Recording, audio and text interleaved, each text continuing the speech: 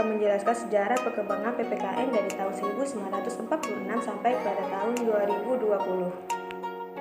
Pada tahun 1946, pada kurikulum pertama ini belum ada mata pelajaran pendidikan kewarganegaraan (citizenship education).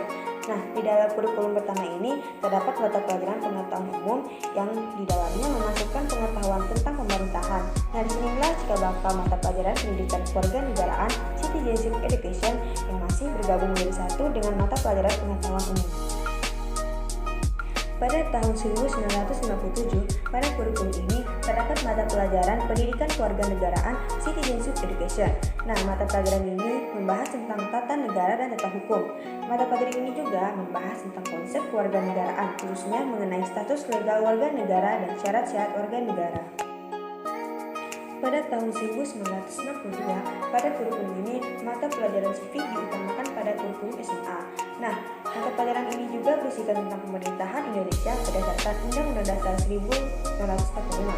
Nah, pada akhirnya juga sivik berisikan pengalaman belajar yang digali dan dipilih dari disiplin ilmu sosial seperti sejarah, geografi, ekonomi, politik, dan lain-lain. Pada tahun 1968, pada kurikulum ini, istilah sivik dan pendidikan kewargaan negara digunakan secara bentuk vertikal. Pada kurikulum SD, pendidikan kewargaan negara yang mencakup sejarah Indonesia, geografi Indonesia, dan sivik pengetahuan kewargaan negara. Pada kurikulum SMP, pendidikan kewargaan negara yang berisikan sejarah Indonesia dan konstitusi termasuk Undang-Undang Dasar 1945.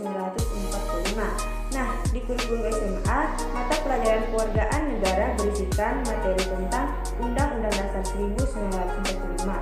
Pada kurikulum SPG, mata pelajaran kewargaan negara berisikan tentang sejarah Indonesia, konstitusi, pengetahuan masyarakat, dan hak asasi manusia. Pada kurikulum proyek perintis sekolah pembangunan PPSP digunakan beberapa istilah seperti pendidikan kewargaan negara, studi sosial, sivik, dan hukum. Pada tahun 1975, pada kurikulum ini muncullah mata pelajaran pendidikan moral Pancasila (PMP) atau SIPIK, mata pelajaran pendidikan kewargaan negara (PKN). PMP ini berisikan materi tentang Pancasila sebagaimana diuraikan di dalam pedoman penghayatan dan pengamalan. Mata pelajaran PMP ini juga merupakan mata pelajaran wajib yang diberikan sejak dari SD, SMP, MA, SMA, SPG, dan sekolah kejuruan. Nah, mata pelajaran PMP di sini terus dipertahankan dan disempurnakan di dalam kurikulum 1984. Pada tahun 1994, pada kurikulum ini muncul mata pelajaran baru yaitu Pendidikan Pancasila dan Kewarganegaraan (PPKN). Kurikulum PPKN ini mengorganisasikan materi pembelajarannya atas dasar konsep nilai yang bisa dipastikan dari P4 dan sumber resmi lainnya yang ditata dengan menggunakan pendekatan spiral meluas atau Spiral of Concept Development. Mata pelajaran ini diwajibkan di semua jalur, jenis, dan jenjang pendidikan.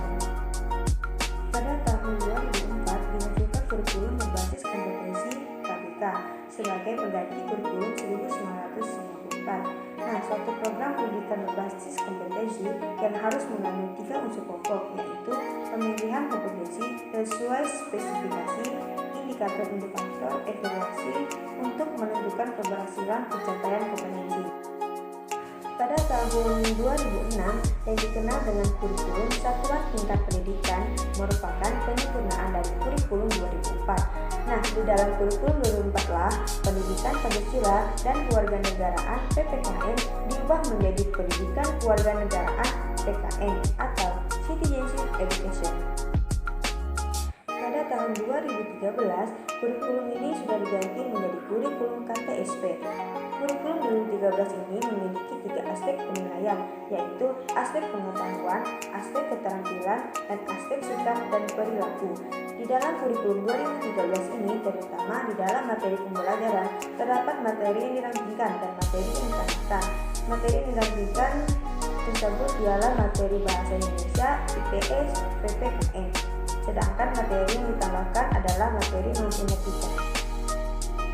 Kurikulum Merdeka ialah kurikulum dengan pembelajaran intrakurikuler yang beragam, di mana konten akan lebih optimal agar peserta didik memiliki cukup cukup waktu untuk mendalami konsep dan menguatkan kompetensi.